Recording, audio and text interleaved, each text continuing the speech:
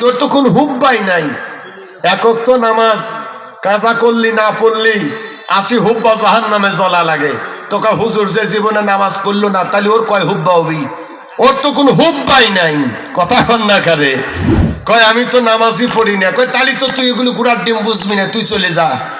ও কয় এই তো মারিচ্ছে বাইসে গেছে নামাজ না পড়ার কারণে। আমরা মারে মারি লাগাইয়া বেনামাজি করে সুবিধা করে দিতেছি। এই বেনামাজি কিছু দূর যাওয়ার পরে কয় আজকে যদি তোদের দলে নামাজ পড়েই ফেলাইতাম, আস্তে দলে কলিফারও মারি খাইতাম, জোরের কাতারে গেলেও মারি খাইতাম। আমার মতো বেনামাজি তোদের চাইতে ভালো। আমার নামে কোনো মামলা নাই, কোনো মাইন নাই, কোনো ফতোয়া নাই। কথা কর না কে? সুবিধাবাদী জিন্দাবাদ। মসজিদের মধ্যে মারামারি। আমি বেশি কথা বললাম না। বাবার আমার, শান্তির ইসলামটাকে অশান্তি করা যাবে না। যার যার জায়গা থেকে অন্তত পরিবেশ সুন্দর করে এ দেশটাকে ইসলামী মতাদর্শের উপরে, আল্লাহর ওলিদের মতাদর্শের উপরে আমাদের পথকে আমার আল্লাহ সহজ করে দিক। বলেন আমিন। আরো জোরে বলেন আমিন। বাবারা আমার, এইবার আসেন, ফরজ ইবাদত কেউ যদি ইচ্ছা করে তরক করে কবিরা গুনাহ হবে। কি গুনাহ হবে? ইচ্ছা করে কেউ যদি ফরজ ইবাদত ছেড়ে দেয় কবিরা গুনাহ হবে। কবিরা গুনাহ তাওবা ছাড়া মাফ হয় না। আমার নবীর মহব্বতের দিকে তাকান। আল্লাহর হাবিবের সাহাবী, জলিলুল কদর সাহাবী, নাম হলো হানজালা। জোরে কোন মারহাবা। আরে বাবা আজিব, লম্বা চড়া নাম। আল্লাহর হাবিব মদিনার দুয়ারে আমার নবীর অত্যন্ত প্রিয় আপনজন সাহাবী জলিলুল কদর সাহাবী, নাম হলো হানজালা। আমার নবী বলে, হানজালা রে, আমি চাই তোমার মদিনায় আমি নবীর হায়াতে তোমার বিয়ে করাইয়া দেব। হানজালার পছন্দের কোনো পাত্রী আছে নাকি? আল্লাহর হাবিব বললেন, ওগো আমার হানজালা, আমি নবী মনে মনে চাই আমি যেন তোমার বিয়েটা পড়াইয়া দেই। কিছুদিন যাবার পরে আমার নবী হানজালার বিয়ে পড়াইয়া দিল। এই মদিনার একটা মেয়েকে হানজালার সাথে আমার নবী বিয়ে পড়াইয়া দিলেন। হানজালা জীবনে ওই নারীর চেহারা দেখে নাই, ওই নারী জীবনে কোনোদিন আমার হানজালারে দেখে নাই। আল্লাহর হাবিব নিজ হাতে বিয়ে পড়াইয়া দিয়ে নবী আমার হানজালার জন্য মদিনায় দোয়া করলেন। আল্লাহর হাবিব বলে, হানজালা রে, এত সুন্দর বিয়ের অনুষ্ঠানে তোমার খাওয়া দাওয়া করার জন্য কোনো মাল সামান আছে নাকি? আল্লাহর হাবিবের হাতে খেজুরের হাদিয়া দিলেন। আল্লাহর হাবিব নিজ হাতে হানজালার বিয়ে পড়া দিয়ে দোয়া করার পরে আমার হানজালা অলিমার খেজুর আমার নবী সাহাবীদের বন্টন করে আল্লাহর হাবিব সবার হাতে একটা একটা করে খেজুর দিয়ে বলে, আমার হানজালার বিয়ের অলিমার খেজুর খাও। হানজালার বিয়ে হয়ে গেল। সন্ধ্যাবেলায় আমার নবী বলে, হানজালা রে, নতুন ঘরের বউ তুমি বাড়ি নিয়ে চলে যাও। তোমার পরিবার পরিজনের কাছে তোমার দায়িত্ব বুঝিয়ে দেওয়া হলো। হানজালা বাড়ি চলে গেল। এইবার গভীর রজনীতে একেবারে শেষ রাতের দিকে হানজালা যখন ফরজ গোসল করার জন্য ঘরের দরজায় দাঁড়াইছে, কে যেন বলে যায়, হানজালা রে, আল্লাহর হাবিব উহুদের ময়দানে মারা যায়। আরে হানজালা, তুমি কি খবর পাও নাই রে হানজালা? হানজালা দাঁড়ায় কয়, কে রে? খবর দিয়ে যায় আমার কানে, আমার নবী উহুদে মারা যায়, এই খবর কে দাও? কারণ সন্ধ্যাবেলায় আমার নবী আমার বিয়ে পড়াইয়া দিল। নবী আমার উহুদে কিভাবে চলে যায়? কয় কাফেরেরা আক্রমণ করেছে উহুদের ময়দানে। আল্লাহর হাবিব সাহাবীদেরকে জিহাদের ডাক দিয়েছে, আমার হানজালা এইবার আসো আসো, এইবার আল্লাহর হাবিব তোমারে ডাক দিয়েছে। মদিনার গলিতে কে যেন দৌড়ায়া দৌড়ায়া আমার নবীর জিহাদের ডাক সবার কানে পৌঁছায়া দেয়। জোরে বলেন না মারহাবা। আরে হানজালা, বাসর ঘরের বউ বড় নাকি আমার নবীর জীবন বড় রে? হানজালার আল্লাহর হাবিব যুদ্ধের ময়দানে উহুদের ময়দানে মারা যায়, আর তুমি নতুন ঘরের বউ নিয়ে আসো। হানজালারে তাড়াতাড়ি দৌড়াও, জিহাদের খবর যদি কারো কানে যায়, যে অবস্থায় থাকবে সামনের দিকে যাওয়া লাগবে, পিছনে যাইতে পারবে না। জিহাদের ময়দান, আমার নবীর জীবন বাঁচাইতে হবে। বলেন মারহাবা। হানজালা বলে, বিবিরে তাড়াতাড়ি তরবারি খানা দাও, হানজালার বিবি বলে স্বামী রে, জীবনের প্রথম আপনার আমার জীবনের আজকের প্রথম বাসর ঘরে আপনার আমার পরিচয় ভালো করে জানাশোনা হইলই না। আপনি আমার বাসর ঘরে ফেলে তরবারি নিয়ে কোন জায়গায় রওনা দিবেন? হানজালা কয় বিবি রে, প্রশ্ন করো না, আল্লাহর হাবিব উহুদের ময়দানে মারা যায় খবর আমার কানে চলে এসেছে।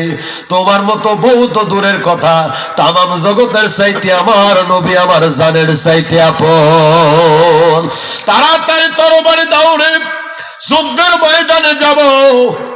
আমার নবী যদি মারা যায় রে, সারা জীবনের আমল আমার বরবাদ হয়ে যাবে রে ঘরের বিবি। হানজালার বিবি তরবারি নিয়ে বলে স্বামী রে, তরবারি খানা দেব, তবে আপনার উপরে গোসল ফরজ হয়েছে, আপনি নাপাক, আপনি নাপাক, আপনি যাবার আগে গোসলটা করে যান। হানজালা তরবারি হাতে নিয়ে দাঁড়ায়া কয় বিবি রে, আমি কার জন্য ফরজ ইবাদত করব? কারণ আমার ইবাদতের মালিক যে আল্লাহ, ইমানের মালিক হলো আমার মদিনাওয়ালা। জোরে বলেন না মারহাবা। আরে যার প্রেমেতে মজনু হলো, আরে যার প্রেমেতে মজনু হলো, আরে খোদু রব্বানা একজন নবী আসিল গো সোনার মদিনা। আরে বিবি, ইবাদতের মালিক আমার আল্লাহ, আর ইমানের মালিক মদিনা রাসূলুল্লাহ। আরে আমলের দাম বেশি না ইমানের দাম বেশি? ইবাদতের দাম বেশি না আমার নবীর দাম বেশি? বলো বলো, জান্নাতের দাম বেশি না আমার নবীর দাম বেশি? জোরে বলেন না মারহাবা। আমি কার জন্য ফরজ ইবাদত করব রে ঘরের বিবি? আমি সওয়াব কামাই করতে যদি দেরি হয়ে যায়, তার আগে যদি আমার নবী মারা যায়, আমার 14 গোষ্ঠীর ইবাদত বাতিল হয়ে যাবে রে। আল্লাহর আদালতে আমি হানজালা আমার নবীর সামনে আমি মুখ দেখাইতে পারবো না। আল্লাহু আকবার বলেন। আরে ঘরের বিবি, আমার গোসল করা লাগবে না, তাড়াতাড়ি তরবারি খানা দাও, আমি দৌড়াবো আমার নবীর দুয়ারে। হানজালা তরবারি খানা নিয়ে ঘোড়ার উপর দৌড়ায়া নবীর কদমে হাজিরা দিয়ে যুদ্ধের ময়দানে ঝাঁপাইয়া পড়ে। আল্লাহর হাবিব বলে, হানজালা রে, তুমিও দেখলাম বাসর ঘরে নতুন বউ রাইখা আমি রসুলের কদমে জীবন দেওয়ার জন্য আমি নবী দোয়া করি, হানজালা যুদ্ধের ময়দান আল্লাহ যেন তোমারে শহীদ বানায়। হানজালা বলে, রাসূলুল্লাহ, নতুন ঘরের বউ আমার লাগবে না, আমি যদি যুদ্ধের ময়দানে মারা যাই, কিয়ামতের ময়দানে আমার আল্লাহ তামাম পৃথিবীর বড় সুন্দরী নারীদের সাথে আমি হানজালারে আমার আল্লাহ বিয়ে দিবে। ইয়া রাসূলুল্লাহ, হাবিব আল্লাহ নবী গো, যুদ্ধের ময়দানে শেষ বিদায়, দেখা হবে আল্লাহর আদালতে। হানজালা নবী থেকে বিদায় নিয়ে যুদ্ধের ময়দানে কাফেরদের মধ্যে তরবারি নিয়ে যুদ্ধ করে করে হয়রান। 2টা কাফের বেঈমান আমার হানজালার হাতের মধ্যে কোপ লাগায়া একেবারে দেহখানা ফালাইয়া দিল জমিনের উপরে। আমার হানজালার লাশ ঘোড়া থেকে ছিটকে পড়ে যায় 50 হাত দূরে। ঘোড়া একদিকে, আমার হানজালার লাশ আর একদিকে। যুদ্ধের ময়দান শেষ হয়ে গেল। আমার নবী সাহাবীদেরকে বলে, আমার হায়াতের সাহাবী যারা বেশি আসো, আমার যুদ্ধের ময়দানে যে সমস্ত আমার কলিজার টুকরা বেটারা নিজের ঘরের আপন বউ রেখে মা বাবাকে পর করে ছোট ছোট বাচ্চাদেরকে যারা বাবা বাবা বলে ডাকে, তাদেরকে ঘুমের বিছানায় রেখে আমি নবীর কদমে সকালবেলা যুদ্ধের ময়দানে যারা জীবন দিল, আমার সাহাবীদের লাশ তোমরা খোঁজো। কোন জায়গায় আমাদের সাহাবীর লাশ? কোন জায়গায় আমার সোনার বেটাদের লাশ? প্রত্যেকটা সাহাবী যুদ্ধের ময়দানে এক একজন এক এক জায়গা মরে আছে। কারো হাত নাই, কারো পা নাই, কারো চোখ নাই, কারো গলা কাটা, কারো মাথা কাটা, কারো এক আঙ্গুল কাটা, কারো নাক কাটা, কারো চোখ কাটা, কারো দেহর ভিতরে ঘোড়া দিয়ে থেতলায়া দিয়ে তার চূর্ণ বিচূর্ণ করে দিয়েছে। লাশগুলো খুঁজে খুঁজে সিরিয়াল করা হলো। কয়জন মারা গেল রে? আল্লাহর হাবিব গুনে গুনে গুনে গুনে দেখেন 70 জন আমার নবীর সাহাবী মরে গেছে। আল্লাহু আকবার বলেন। 70 জন আমার নবীর সাহাবী এই যুদ্ধের ময়দানে নবীর কদমে আমার নবীর চোখের পানি ছেড়ে দিয়ে ওদের ময়দানের মাটি ধরে বলে, আরে আমার মাবুদ, তোমার দরবারে আমি আরজি করি, আমি রাসূলুল্লাহ তামাম পৃথিবীর মানুষদেরকে পর করে, বিবি বাল বাচ্চা পর করে নবীর কদমে যারা ঘুমায়, ওগো আমার আল্লাহ, কিয়ামতের ময়দানে যেদিন আমি নবী জান্নাতে যাব, আমার এই সমস্ত বেটা বেটি ছাড়া আমি নবী জান্নাতে কদম দেব না। নারায়ে তাকবীর। উহুদের ময়দানে আমার নবীর গায়ের দিকে তীর নিক্ষেপ করে এই সমস্ত কাফেরের দল। আমার নবী বলে, উহুদের ময়দানে এমন কোন মানুষ পাওয়া যাবে কিনা একজন আমি নবীর গায়ের তীর তার বুকে লাগাবে, আমি নবীর গায়ের তীর তার বুক দিয়ে ঠেকাবে। একজন সাহাবী দাঁড়ায় গেল, ইয়া রাসূলুল্লাহ, আমার দুনিয়ায় কোনো মায়া নাই, বাবা নাই, পৃথিবীর কোনো ছেলে মেয়ের মায়া নাই, কোন বউ সন্তানের মায়া নাই, মা বাবার মায়া নাই, এক কথায় আমার জানেরও মায়া নাই, আপনার জন্য জীবন আমি কোরবানি করে দিলাম। সেই জায়গা থেকে তীর আপনার গায়ে লাগবে, আমি আপনার তীর আমার বুকে লাগায়া মারা যাব। কষ্ট লাগতেছে আপনাদের? আল্লাহর হাবিব বললেন, আরে সাহাবীর সামনে দাঁড়াও, আমার নবীর গায়ে তীর লাগে রে। ওই সাহাবী তীর আসার আগে নিজের বুকের সামনে লাগায়, আমার রসুলের তীর নিজের কলিজায় লাগায়। একটা লেগে গেল, দুইটা লেগে গেল, তীর চতুর্দিকটা নবীর গায়ে লাগে, সাহাবী বুক দিয়ে ঠেকায়া ঠেকায়া আমার নবীর কদমে পড়ে গেল। আল্লাহর হাবিব কয় মরেই গেল নাকি? খুলে দেখতেছে ওই সাহাবীর গায়ে একটা দুইটা না 70টা তীর লেগেছে। 70টা তীর যখন লেগে গেল, সাহাবী আমার নবীর পায়ের তলে মরে যায়। আমার নবী দেখে কোন দিক দিয়ে তীর লেগেছে রে। আমার নবীর গায়ের তীরগুলো পিছন দিয়ে সাহাবী ঠেকায় নাই, প্রত্যেকটা তীরের আঘাত ওই সাহাবী নিজের বুক লাগায়া লাগায়া আমার নবীর কদমে জীবন দিয়ে দেয়। জোরে বলেন না মারহাবা। এমন অনেক পাগল আছে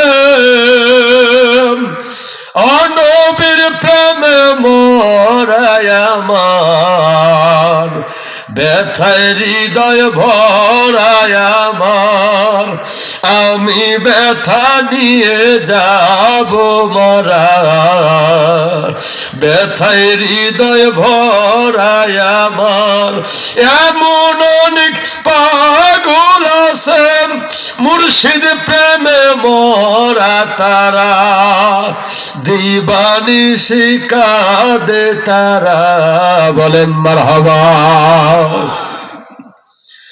আল্লাহর হাবিব একটা দুইটা করে 70টা তীরের আঘাত সাহাবী নিজের গায়ে লাগায়া আল্লাহর হাবিবের মুখ পানে তাকায় কয়, নবী গো, আর সহ্য করতে পারলাম না নবী, আপনার কদমে বিদায় বেলা মরে গেলাম, দেখা হবে আল্লাহর আদালতে।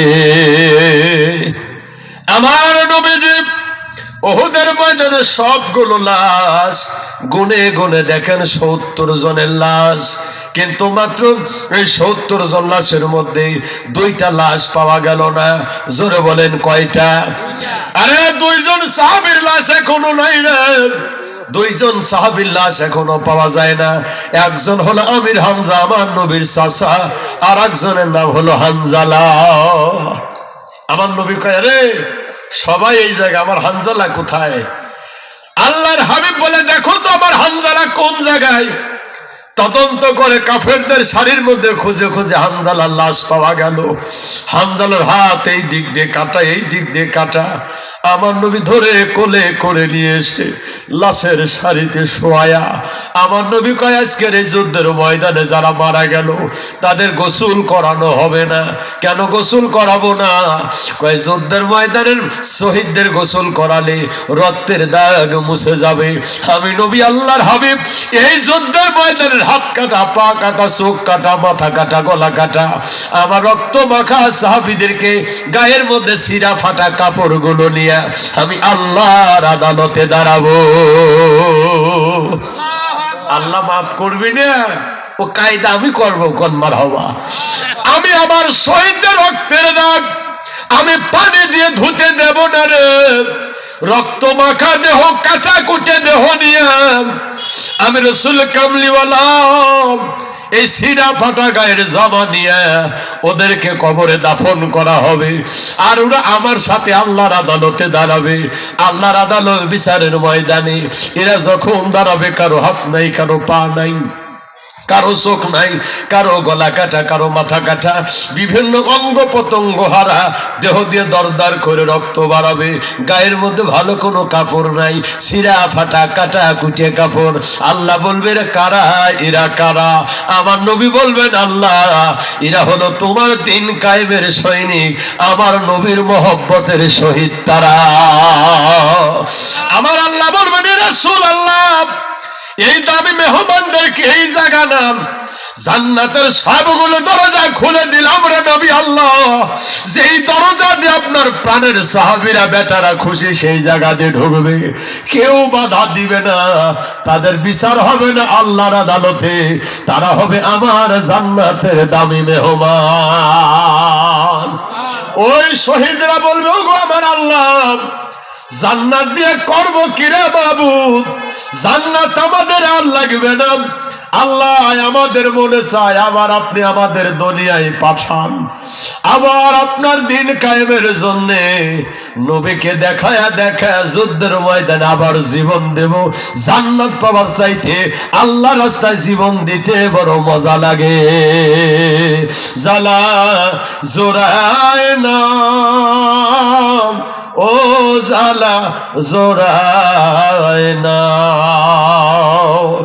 আমার নবী বললেন যুদ্ধের ময়দানে যারা ঘুমিয়ে গেল রে এদেরকে গোসল দিও না, সব লাশ তোমরা দাফন করো, গায়ের কাপড় গুলা যা আছে ওইটাই থাকবে, গোসল দেওয়া হবে না, ওই অবস্থায় পরনের কাপড় গুলা দিয়ে তাদের দাফন করা হবে। কিন্তু দূর দূরান্ত থেকে একটা মহিলা দৌড়ায় দৌড়ায় নবীর কদমে হাজির দিয়ে বলে ইয়া রাসূলুল্লাহ আল্লাহর হাবিব চিনতে পারলেন না, কে তুমি? কয় নবী আপনি গতকাল সন্ধ্যায় একটা বিয়ে পড়াইছেন। বলে হ্যাঁ। কার বিয়ে পড়াইছেন? ইয়া রাসূলুল্লাহ কয় আমি হানজালার বিয়ে পড়াইছি। ওই মহিলা দাঁড়ায় কয় নবী গো আমি সেই হানজালার হতভাগ্য স্ত্রী। ও নবী গতকাল সন্ধ্যায় আপনি যে বিয়ে পড়াইছেন ওই বিয়ে আপনার যে সাহাবীর সাথে আমার বিয়ে হয়েছে, নাম হলো হানজালা। আমি হানজালার বিবি। জীবনের প্রথম পরিচয় হয়েছিল বাসর ঘরে নবী, সামান্য পরিচয়, ভালো করে এখনো চিনি না। ওগো আমার রাসূলুল্লাহ আমার হানজালা লাশ এই শহীদদের কাতারে ঘুমায়। ও নবী আমার হানজালা বাসর ঘরে, তার উপরে গোসল ফরজ, আমার হানজালা নাপাক, আমার হানজালা নাপাক। আমি জানি যুদ্ধের ময়দানে আমার হানজালার দেহখানা পড়ে আছে। আল্লাহর হাবিব বলে হানজালার বিবিরে তোমার হানজালার উপরে কোনো দাবি দেওয়া আছে নাকি, মাফ করে দাও। হানজালার বিবি কয় না নবী হানজালার সাথে আমার কোনো দাবি দেওয়া নাই, আমি শহীদের স্ত্রী, আজকে দুনিয়ায় আমার হানজালা আমারে পর করে আজকে চলে গেল জান্নাতে। আমি দোয়া করি গো নবী আপনি দোয়া করবেন হানজালার সাথে যেন আমার দেখা হয় আল্লাহর জান্নাতের বাগানে। ও নবী আমার হানজালা এই যুদ্ধের ময়দানে ঘুমায়, সবাইকে আপনি গোসল ছাড়া কবর দেন, অসুবিধা নাই, তবে আমার হানজালার গোসলটা আপনি দিবেন। আমার হানজালা নাপাক। হানজালা বলেছিলাম হানজালা রে যুদ্ধে যাওয়ার আগে একটু ফরজ গোসলটা করে যাও। আমার হানজালা ফরজ গোসল করার টাইম পাই নাই, সময় পাই নাই, নবী নাপাক অবস্থায় তরবারি নিয়ে যুদ্ধের ময়দানে মরে গেল। আমার হানজালার গোসলটা আপনি দিয়ে যাবেন হুজুর, আপনার কাছে আমার আরজি। আল্লাহর হাবিব বলে সাহাবীরা রে আমার হানজালার লাশটা ধরো, সুন্দর করে গোসলখানা নিয়ে যাও, আমি নবী নিজ হাতে আমার হানজালার গোসল করাইয়া দেব। আমার নবী হানজালার লাশ তোমরা নিয়ে আসো। সাহাবীরা হানজালার লাশ আনার জন্য যাবে। আমার আল্লাহ তাআলা বলে জিবরাইল তাড়াতাড়ি আমার নবীর কানে কানে বলো হানজালার লাশ দুনিয়ায় নাই রে, হানজালার লাশ কোন জায়গায়? আল্লাহ কয় হানজালার লাশ আমার জান্নাতে। ও নবী, আমার হানজালা নাপাক, আমার হানজালার গোসল হয় না দুনিয়ায়। আমি আল্লাহ আমার হানজালার গোসল আমি দুনিয়ায় দেব না। আমার রাসূলের কাছে বলো আমার হানজালার গোসল যেন দুনিয়ায় না হয়। নবী আমি আল্লাহ আমার হানজালার লাশটা ফেরেশতা দিয়া সুন্দর করে জান্নাতের মধ্যে নিয়ে হানজালার শোয়ায়া দিয়া এত সুন্দর করে কাউসারের পানি দিয়ে আমি গোসল করাইয়া দিলাম। আমার হানজালার জান্নাতে গোসল হয়ে গেছে, দুনিয়ায় গোসল করা লাগবে না। আমি হানজালার লাশ উহুদে পাঠাইয়া দিলাম। আমার নবী বলেন, এই সাহাবীরা থাক, হানজালার গোসল আর দুনিয়ায় দরকার নাই। সাহাবীরা কয়, হুজুর কেন? এই মাত্র বললেন গোসল করানো লাগবে। কয় না, ও ব্যবস্থা আমার আল্লাহ করে দিছে। জোরে কন্যা মারহাবা।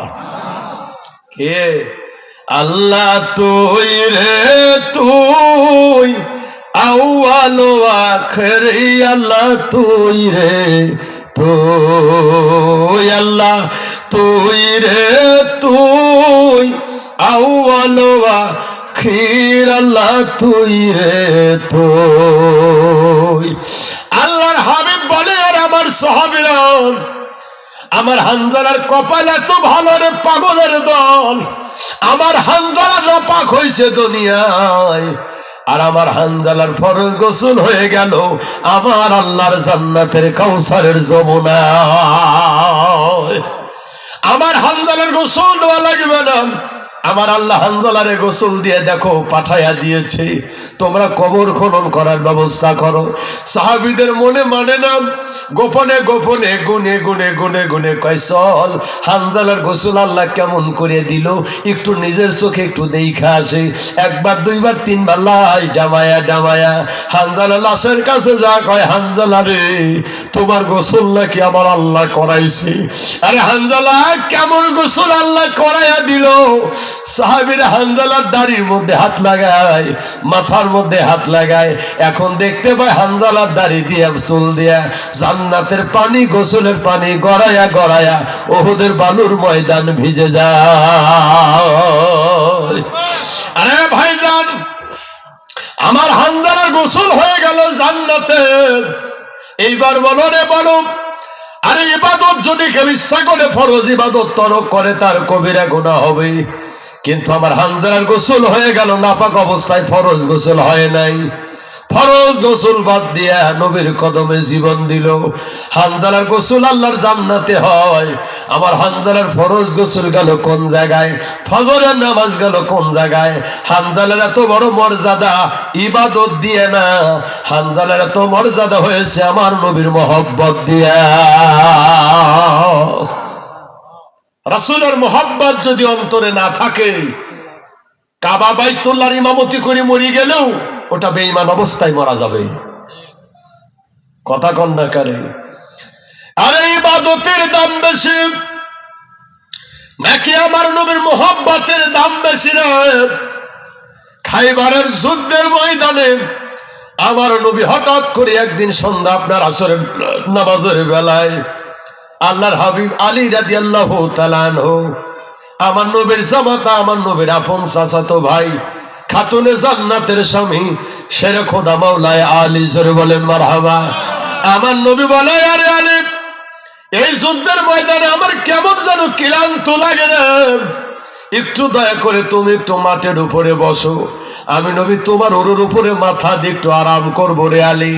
আল্লাহর হাবিব যদি আলীর উরুর উপরে বালিশ বানায় ঘুমায়, এর চাইতে দামি বিছানা, এর চাইতে দামি মেহমান কে আর দুনিয়ায় পাওয়া যাবে? আরে আমার আলী, আলী বলা মাত্রই নবীর জন্য বসায় দুইটা পা লম্বা টান করে দিল। আমার নবী আলীর উরুর উপরে ঘুমায়, একেবারে আরাম করতেছে। কিন্তু আলীর আসরের নামাজ পড়া এখনো হয় নাই, সূর্য ডুবে ডুবে যায়। আল্লাহ রসুল ঘুমায়, আলী মনে মনে চিন্তা করে, আসরের নামাজ আমার যদি কাজা হয় রে, আর কামলিওয়ালা নবী ঘুমায়, নবীরে ঘুম ভাঙায়া কি নামাজ আদায় করব, নাকি নামাজ বাদ দিয়ে নবীরে ঘুম পাড়াবো? আল্লাহু আকবার কোন। আমরা যারা কয় নবীও যা আমরাও তাই, উগের যদি পার উপরে মানে আমার নবী হইতো, কিন্তু ওঠেন ওঠেন ওঠেন, বেলা চলে যায়, কথা কন না কে, ওঠেন ওঠেন। আল্লাহর হাবিব আলীর উরুর উপরে ঘুমাইলেন।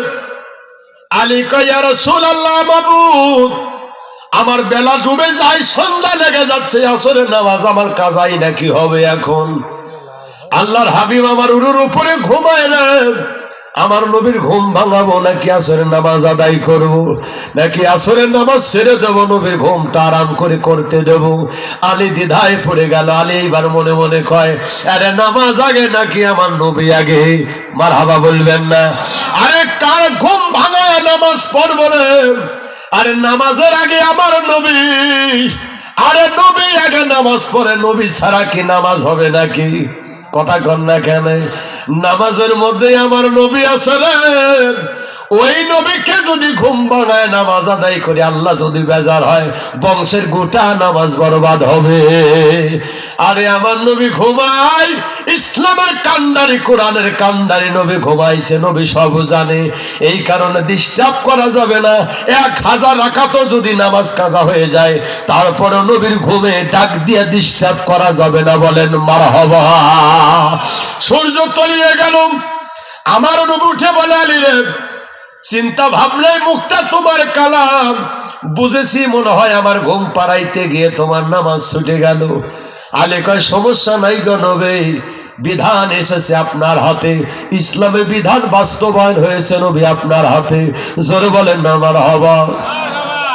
আমার নবী বলে, আলী রে, যদি তুমি মনে করো আসরের নামাজ কাজা হয়েছে, তাতে কি আসরের নামাজ পড়াইবার মতো ক্ষমতা আমি নবী রাখি? তুমি যদি আসরের নামাজ পড়তে চাও, যেই জায়গায় সূর্য এসে গেলে নামাজ আদায় করা সম্ভব হবে। আসরের সূর্য যেই জায়গায় থাকে ওই পর্যন্ত আমি রাসূল ইশারা করলে সূর্য চলে আসবে। তুমি যদি মনে করো ডুবন্ত সূর্য আমি নবী উঠাইয়া দেব।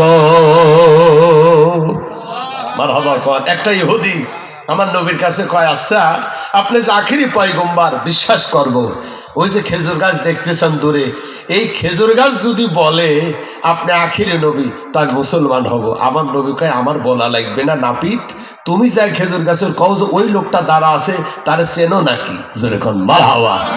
ইহুদি কয়, এ দেখতেছি আর এক বেকায়দায় পড়ে গেলাম। ইহুদি খেজুর গাছে যা কয় যে তোমার তো আসা যাওয়ার পথে ভালোই চিনি, তুমি তো মোটা সোটা গাছই, তো শোনো একটা কথা কই, ওই যে একটা লোক দাঁড়া আছে না, খেজুর গাছ কি কথা বলবে নাকি? খেজুর গাছের সামনে ইহুদি যা বলতেছে, ওই লোকটা কি চেনো নাকি? ওই লোকটা তোমাকে যাইতে বলছে।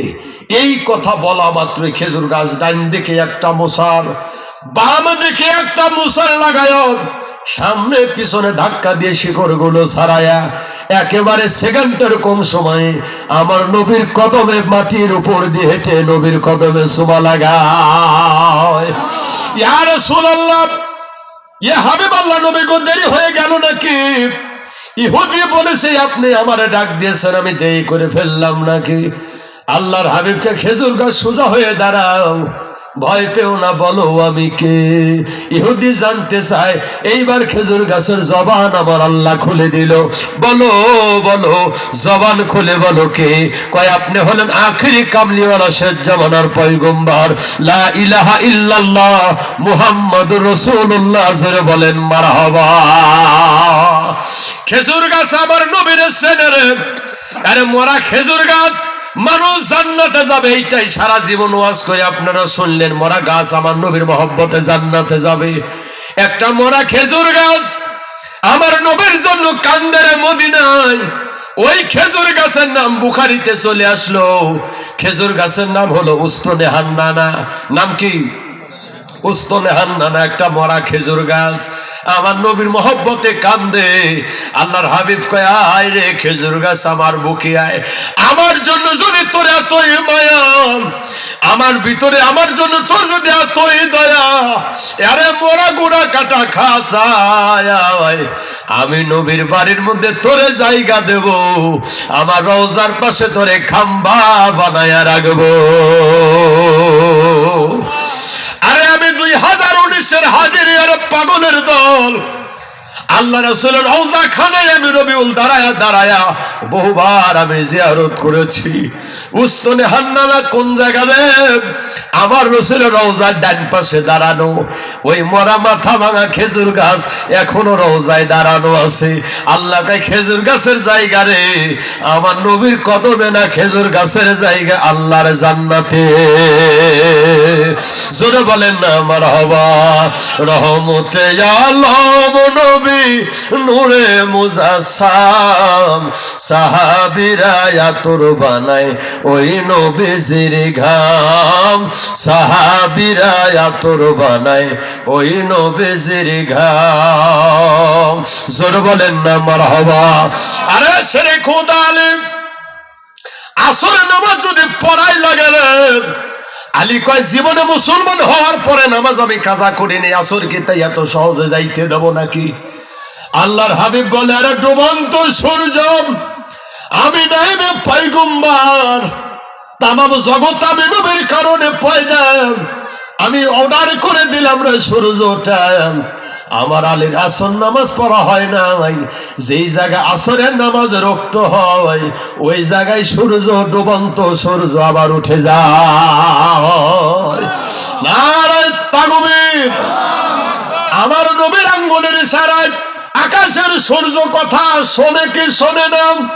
আকাশের চন্দ্র নবীর কদমে চলে রে, আকাশের সূর্য নবীর আঙ্গুলের ইশারায় ফেটে যায়।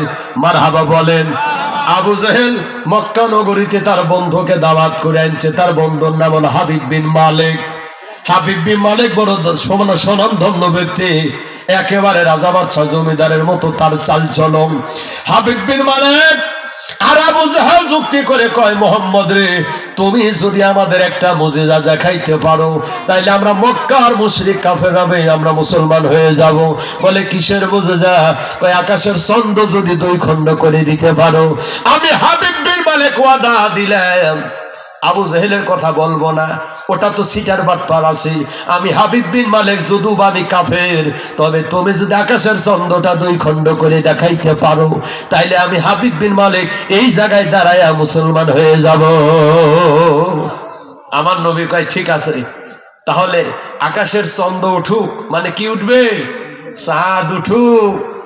তারপরে আমার নবী, আরে ভাইজান, যে পাহাড়ের উপরে উঠে আমার নবী আকাশের চাঁদ দুই খণ্ড করে রে, ওই পাহাড়ের নাম হলো জবল আবু কুবাইস। আমি গিয়েছিলাম দুইবার, একেবারে মক্কার দুই দিকে চতুর্দিকে পাহাড়, আল্লাহর কাবা ঘরে। মক্কার উত্তর দিকের পাহাড়ের নাম হলো জাবালে কাওয়া, আর মক্কার দক্ষিণ পূর্ব দিকের পাহাড়ের নাম হলো সাফা এবং মারওয়া। এই সাফা মারওয়ার অপোজিটের পাহাড়ের নাম হলো জাবাল আবু কুবাইস। এই জাবাল আবু কুবাইস মক্কার পাহাড়দের মধ্যে বড় পাহাড়। জোরে বলেন না মারহাবা। এই পাহাড়ের উপরে আমার নবী রাতের বেলা উঠে গেল, 2 রাকাত নামাজ আদায় করে আকাশের দিকে আমার নবী আঙ্গুল তোলে। আর হাবিব বিন মালিক আবু জাহেল বলে, তুমি যদি আখেরি পয়গম্বর হয় আমরা মানব, আকাশের সূর্য যদি দুইটা যদি টুকরা বানায়া দিতে পারো। এইবার বলেন, লক্ষ লক্ষ কোটি কোটি মাইল দূরে আকাশের চাঁদের আমার নবী পাহাড়ের উপরে দাঁড়ায়, আকাশের চাঁদ কি আমার নবীর কথা মানবে? মানবে? আমার নবী দাঁড়িয়ে গেলেন জাবাল আবু কুবাইস পাহাড়ের উপরে, সৌদি আরবের বাদশার বাড়ি। ওই বড়ই গাছ তলায় এখনো যেই বড়ই গাছের নিচে দাঁড়ায় আমার নবী ওই উপরে দাঁড়ায়া আঙ্গুলের ইশারা দিয়ে চাঁদ দ্বিখণ্ডিত করছিলেন। আল্লাহর হাবিব বললেন, ওয়াদা কিন্তু বরখিলাফ করা যাবে না। নবী 2 রাকাত নামাজ আদায় করার পরে শুকরিয়া আদায় করে কয়, আল্লাহ তোমার রাসূলের সম্মানটা এখন তোমার হাতে। আঙ্গুলের ইশারা খানা করার সাথে সাথে 2টা চাঁদ একেবারে ফেটে গেল। একটা চাঁদ জাবালে হীরার দিকে ডুবে যায়, আর একটা উত্তর দিকে পশ্চিম দিকে ডুবে যায়। বলেন মারহাবা। একটা পূর্বে আর একটা পশ্চিমে, 2টা চাঁদ 2 দিকে ডুবে গেল। এরপরে কিছুক্ষণ পর আবার জোড়া লেগে গেল। মালিক বিন হাবিব বলে, দেরি করা যাবে না আবু জেহেল, আমি মুহাম্মদের সাথে ওয়াদা দিছি মক্কায় দাঁড়ায়া লোকজন সহ মুসলমান হয়ে যাব। দেখিয়া মন ভরে না কোনো বিজে, দেখিয়া মন ভরে না যেথায় আমার শাহে মদিনা, দেখিয়া মন ভরে না কোনো বিজে, দেখিয়া মন ভরে না যেথায় আমার শাহে মদিনা। আবাবিল রাম থাকে রওজায়, কবুতর তার ঠোঁট লাগায়া গম্বুজ সোমা খায়। মারহাবা বলেন।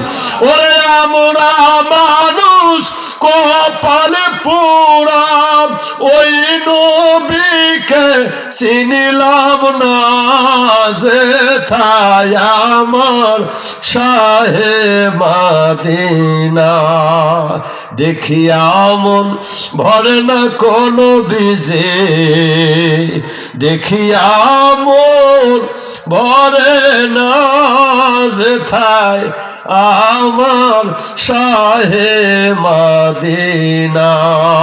হিজরতের পাহাড়ে মকরো সাই, কবুতর তার ডিম পারিয়া বসিল সেথায়।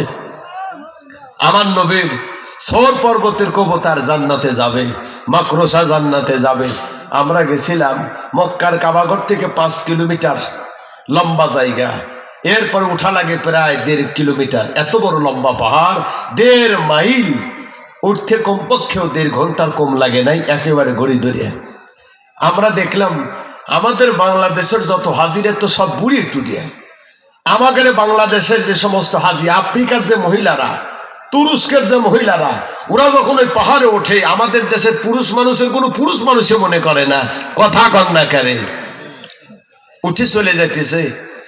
আর আমাদের উঠতে তার 1.5 ঘন্টা লেগে যায়। পাকিস্তানের মহিলা, ইয়ামেন, ওমানের মহিলারা ওখানে চোখের পানি ফেলে কাঁদতেছে। আর ওই জায়গায় বাসা বানাইছে কিছু ওহাবিরা, কবুতার বাসা বানায় নবীর মহব্বতে। আর ওহাবিরা ওই জায়গা বাসা বানায়, কয় কি খবরদার পাহাড়ে যাও না, এখানে কিচ্ছু নাই। তারপরে বই দ্বারা দেয়, বইতে লেখা আছে কি মক্কা শরীফে আসার পরে তোমরা এই জায়গাতেই হজ করি বাড়ি যাও, খবরদার মদিনায় যাওয়ার কোনো দরকার নাই। নাউজুবিল্লাহ কবেন না।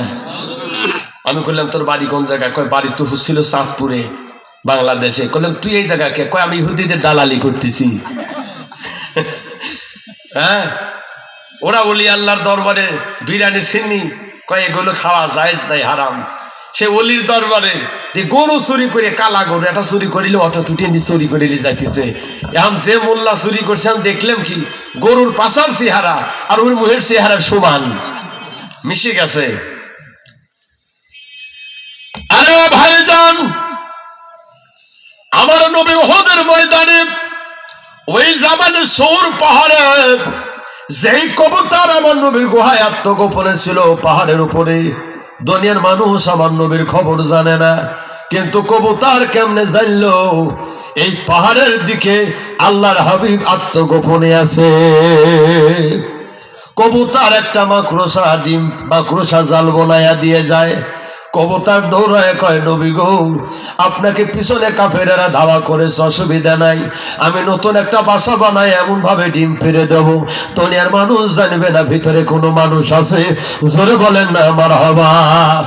আল্লাহর হাবিব বলেছিলেন কবুতর আমার ভিতরে বড় মায়া লেগে গেল রে কবুতর, আমি তোর জন্য দোয়া করে গেলাম, পৃথিবীর মানুষ জানে না তুমি আমার খবর শুনে তুমি ডিমো পাইরা ভালাইলা।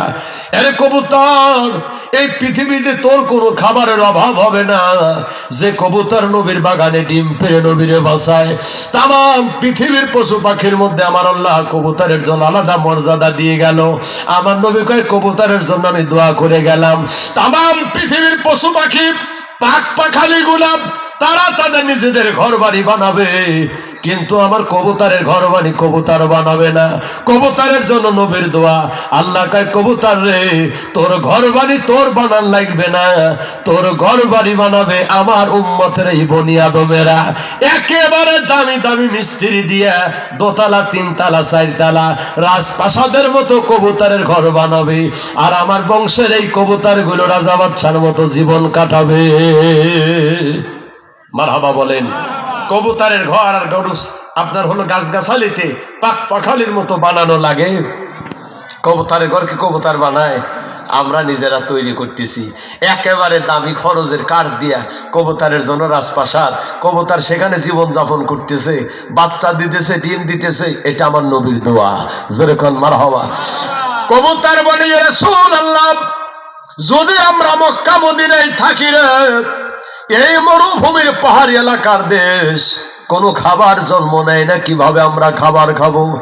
আল্লাহর হাবিব বলে কবুতর রে, তুমি যেহেতু নবীর সম্মানে এত ভালোবাসা দিয়ে আজকে জীবনটা আমি নবীর কদমে কোরবানি করে দিলাম, এই সৌদি আরবের দুনিয়ায় তোমাদের খাবার নিজেদের জোগাড় করে খাওয়া লাগবে না। লক্ষ লক্ষ হাজিরা বাংলাদেশ দুনিয়া থেকে আসবে, তারা হেলিকপ্টারে প্লেনে তোমাদের জন্য খাবার মদিনায় নিয়ে আসবে, তোমাদের জন্য মক্কায় নিয়ে আসবে। আরে বাংলাদেশের হাজি ভাইরা এখনো যদি মক্কা নগরেতে যাও, হাজার হাজার মন খাবার কোথায় থেকে মদিনায় চলে আসে, মক্কায় আসে। একেবারে গম গুলা, সরিষা গুলো দেয়, হাজার হাজার কবুতর হাজিদের খাবার খায়। আমার আল্লাহর নবীর দোয়া কবুল হয়েছে, বলেন মারহাবা। নারে তাকবীর। আমার নবী বললেন সওর পর্বতের কবুতর জান্নাতে যাবে না। আমি নবীর মোহাব্বতে ওই যে উস্তনে হান্নানা মরা খেজুর গাছ জান্নাতে যাবে। মরা খেজুর গাছে নামাজ নাই, রোজা নাই, হজ নাই, যাকাত নাই, জান্নাতে যাবে কোন আমল দিয়া? আমার নবী কয় মরা খেজুর গাছ জান্নাতে যাবে আমি নবীর মোহাব্বত দিয়া। আল্লাহ তাআলা বলেন, আরে মানুষ শুধু জান্নাতে যাবে না রে পাগলের দল, আমার নবীর মোহাব্বতে আমি আল্লাহ উহুদের পাহাড়, পাথরের পাহাড় জান্নাতে যাবে। ওই পাহাড়ের নাম হলো জাবালে উহুদ। আল্লাহু আকবার। জাবালে উহুদ 11 মাইল লম্বা মদিনার দেশে, উহুদের পাদদেশ থেকে শুরু করে একেবারে মদিনা এয়ারপোর্ট পর্যন্ত উহুদের পাহাড়, এত বিশাল পাহাড়। সেই পাহাড় জান্নাতে যাবে সাহাবীদের কাফেলায়। আমার আল্লাহ তাআলা বলেন, ও নবী উহুদের পাহাড় জান্নাতে যাবে লিখে দিলাম। আর উহুদের পাহাড় জান্নাতে যাবে কেন? আল্লাহর হাবিবকে উহুদের পাহাড় আমাকে ভালোবাসে, আমি নবী উহুদের পাহাড়ে ভালোবাসি। কারণ আমার উহুদের যুদ্ধের ময়দানে নবীর 2টা দাঁত ভেঙে গেল। আমার হাবিব আস্তে আস্তে করে পাহাড়ের কিনারায় যায়। আল্লাহ তাআলা বলে, জিবরাইল তাড়াতাড়ি দৌড়াও, আমার নবী উহুদের পাহাড়ে যায় রে। আমার নবী পাহাড়ে বসবে, পাহাড়কে বলে দাও পাহাড় যেন নবীর জন্য তোলার নরম বিছানা বানায়া দেয়। আরে মানুষের বাড়ির তোলা কেমন নরম রে, উহুদের পাহাড় চাইতে বড় নরম। আমার নবী বলে উহুদের পাহাড় কেন এত নরম হয়ে গেলে? কয় আমার আল্লাহ বড় ভালোবাসে গো নবী, আমার বুকে আমার কামলিওয়ালা নবীর জায়গা হয়েছে। আমার বুকে আমার নবীর জায়গা, তার জন্য কি নরম না হয়ে পারি? যেরকম না মারহাবা। ইয়া রাসূলুল্লাহ, আমার বুকে আমার নবীর জায়গা। আমার নবী জামাল উহুদের মধ্যে সুমা লাগা, উহুদ রে তুই এই জায়গায় থাকবি, আমি নবী কি তোর সারা জান্নাতে যাব? আমার সাহাবীদের কাফেলা যেদিন জান্নাতে রওনা দিবে, সেই দিন আমি নবী ওয়াদা দিয়ে গেলাম, জাবালে উহুদ পাথরের পাহাড় আমার সাথে জান্নাতে যাবে। নারে তাকবীর। আমার নবীর একটা কালো সাহাবী ছিল, কালো কত, একেবারে কালো।